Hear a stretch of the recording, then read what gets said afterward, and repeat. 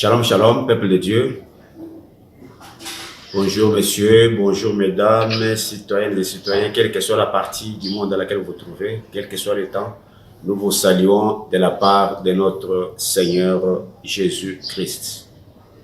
Bien-aimés dans le Seigneur, il a plu au Seigneur de nous confier un message. Et ce message, nous voulons le partager avec vous, bien-aimés du Seigneur, parce que vous avez du prix aux yeux du Seigneur. La Bible déclare que tous soient sauvés pour les jours de la résurrection. Ça, c'est la parole du Seigneur. Nous voulons partager la pensée du Seigneur ce jour dans Ésaïe chapitre 4, verset 1er. Ces versets, nous les connaissons tous bien, mais pour certains, nous allons les découvrir. Mais quant à la révélation, personne ne la connaît. Il n'y a que Dieu seul qui la connaît. Au nom puissant de Christ Jésus, nous lisons, en ces jours-là, 7 femmes saisiront un seul homme et elles lui diront, nous pourvoirons à notre nourriture et à nos vêtements. Mais permets seulement que nous portions ton nom. Mais fait à notre déshonneur. Peuple de Dieu, je ne veux pas, nous bénissons la parole du Seigneur, je ne veux pas nous ramener dans le verset d'autrefois où nous voyons Jésus au puits avec la femme samaritaine. Et là, dans leur causerie, il dit, va, appelle-moi ton mari. Amène-le ici. La femme dit, je n'ai pas de mari. Jésus saute sur l'occasion pour dire, tu as bien dit, tu as raison. Tu en avais 5, même celui qui est à la maison. Donc le 6e n'est pas ton mari. Alors la femme est bouleversée. Écoutez-moi bien. Une femme à la recherche du bonheur, le premier mari ne lui donne pas le bonheur. Le deuxième, pas de bonheur. Il est déjà dans son agenda, dans sa chasse au mari, elle est déjà au 6e mari. Toujours pas de bonheur. Regardez maintenant ce que Dieu révèle. Le vide qu'il y a dans l'homme, malgré la multitude et la diversité de ses prostitutions. Nous avons dit que voilà pourquoi même Rebecca, lorsqu'on est allé la chercher en mariage, elle faisait partie des vierges sages et folles. Mais elle, parce qu'elle a reçu la révélation, elle a quitté, c'est comme qui dirait, elle a fui les autres copines, les autres sœurs, elle est partie à la rencontre du mari sans informer les autres. Pourtant, chaque jour, elles allaient chercher de l'eau ensemble. Voilà. Qu'est-ce que ça veut dire? Une femme qui est déjà à son 6e mari. Au tableau de chasse, elle en a déjà 6. Donc, chaque lundi, elle fait la prostitution, elle a un mari. Ici, je ne parle pas de prostitution, seulement de sexe. Lorsque Dieu a besoin de toi et que tu es ailleurs, tu fais autre chose, c'est de la prostitution. Tu marches selon ta propre volonté. Maintenant, Dieu dit, va prendre ton mari. Ici, je vais partager avec le peuple de Dieu qui me suit en ce moment. L'église de Jésus-Christ, le corps de Christ est malade. L'église de mon pays, Congo, RDC, mon pays, mon héritage, est malade. Quand Dieu dit, tu as pris 5, tu en as encore un que tu gardes à la maison, va me le prendre, Rabashikababa. Le 1 là, qu'est-ce qu'il représente? Tu as caché Marie là-bas. Nous voyons aujourd'hui qu'il y a des gens, il y a des serviteurs de Dieu, il y a des servantes de Dieu, même les ouins qui ont abandonné les véritables dieux, qui sont entrés dans la prostitution, qui ont d'autres dieux, c'est la magie, le fétiche, la sorcellerie, l'occultisme, en bref, les mondes des ténèbres. Mais il y en a qui sont allés plus loin dans leur obéissance au maître de leurs ténèbres. Ils prennent maintenant les hommes de Dieu, ils les cachent dans leur cœur, dans leur chambre, moyennant finance, Moyennant les avances, tu vas, tu fais ça, tu viens, tu me donnes la suite. On va les détruire. Les 6 autres là, le mari de samedi, de vendredi, de jeudi, de mercredi, nous allons décrescendo. Vous remarquez que il y a des gens maintenant poussés par l'ennemi. Ils utilisent leur nom. Ils se cachent derrière les noms de certains pasteurs pour détruire d'autres serviteurs de Dieu. Aujourd'hui, par exemple, vous avez l'histoire des sextapes. Est-ce que sextapes, nous on connaissez ça? Comment voulez-vous comprendre que quelqu'un soit corrompu par un homme de Dieu, un oint, celui qui a la charge, les brebis du Seigneur, pour aller nuire, pour aller faire l'information, pour aller espionner? Oh my God! Regardez comment l'église de Dieu est en train d'être détruite. Regardez comment le peuple de Dieu est en train de souffrir. Ici, nous voulons parler de la part du Seigneur.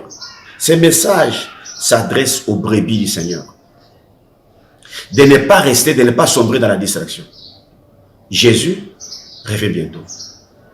Nous avons une puissance, une force qui annule, qui transforme le bien ou le mal en bien.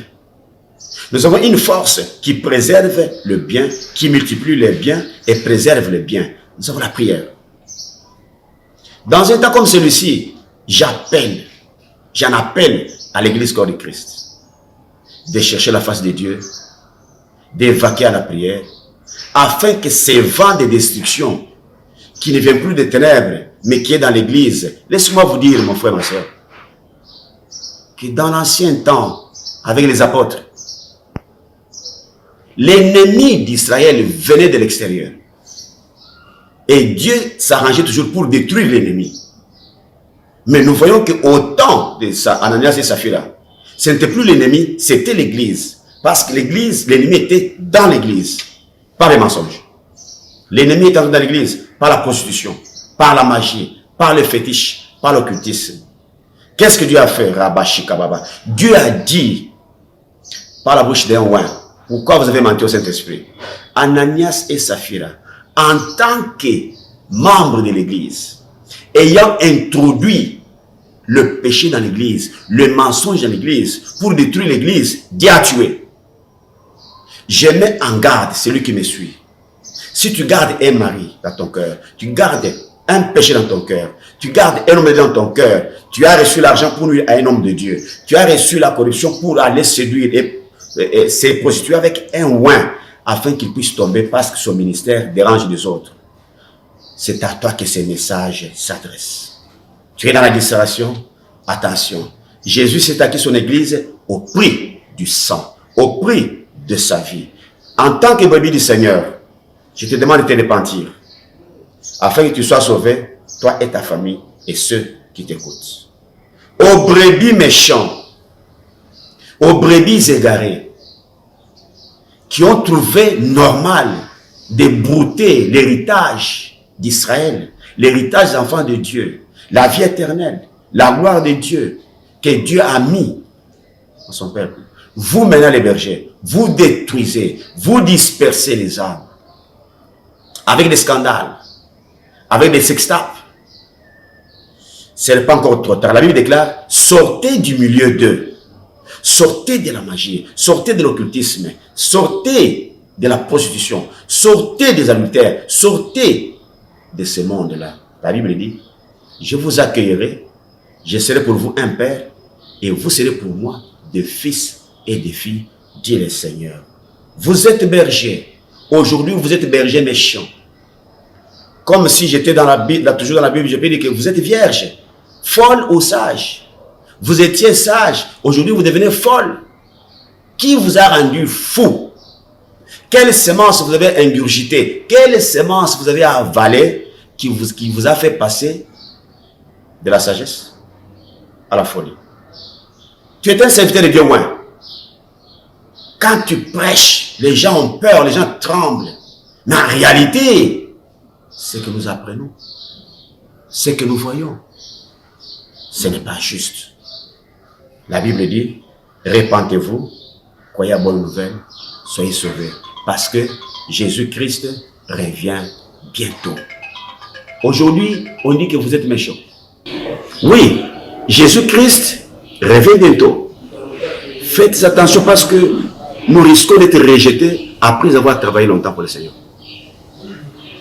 Nous risquons d'être rejetés ce jour-là et nous allons être surpris de nous entendre même dire que je ne vous connais pas.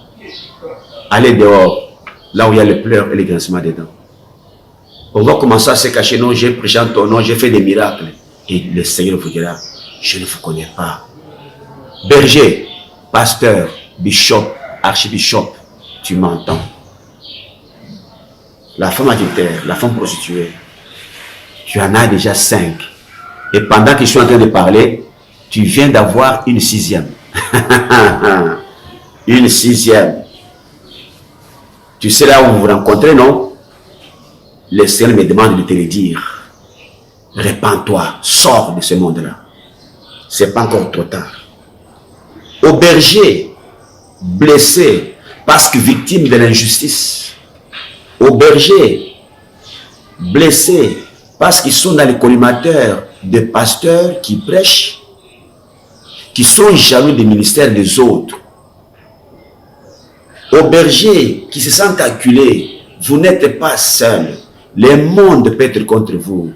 Les bergers méchants peuvent être contre vous. N'oubliez pas une chose, les méchants ne combattent jamais les méchants. Les méchants combattent ceux qui sont appelés au salut. Les méchants combattent ceux qui ont le Saint-Esprit. Les méchants combattent ceux qui recherchent la sanctification pour les empêcher d'entrer dans la gloire. Soyez heureux, parce qu'en tant que oint, nous sommes appelés à être bénis, oui, dans la persécution, dans la tribulation. En tant que berger blessé, en tant que serviteur de Dieu, tu te sens que là où tu n'es pas à ta place. Tu es jugé, tu es combattu, tu es abattu, tu es jalousé. Les choses qui se passent autour de toi, tu ne comprends rien parce que tu ne sais rien. Il n'y a même pas moyen de te défendre.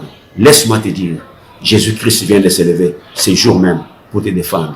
Jésus-Christ vient de s'élever pour défendre votre partie. Mais en nous, vous qui êtes blessés, la Bible dit, aimez ceux qui vous haïssent, bénissez ceux qui vous maudissent, priez pour ceux qui vous persécutent. Parce que il y a 2 catégories d'ennemis. Nous allons parler de ça bientôt. Parce que maintenant, je vais seulement te faire voir que nous devons nous lever, prier pour l'Église. Nous devons nous lever, prier pour l'esprit qui divise, qui combat, qui détruit l'Église. Les loups sont entrés dans l'Église. Ceux qui étaient des agneaux ont changé de face. C'est comme quand je vous dis par exemple que dans l'agneau de Dieu, il y avait un lion. Le lion de la tribu de Juda. Dans la douceur, il y a la justice. Dans l'amour, il y a la justice. Ils sont venus, ils ont commencé avec l'amour. Ils ont gagné les âmes. Maintenant, ils détruisent les âmes. Ils sacrifient les âmes.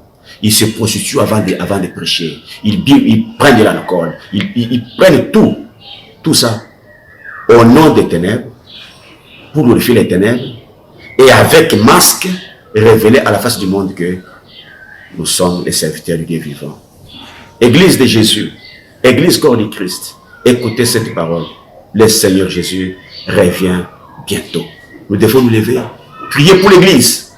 Nous devons nous lever et inviter le Seigneur à descendre, à brandir l'épée pour combattre, pour détruire l'ennemi de l'Église. L'Église de Jésus ne sera jamais l'église de l'Antichrist. L'église de Jésus ne sera jamais l'épouse de l'Antichrist.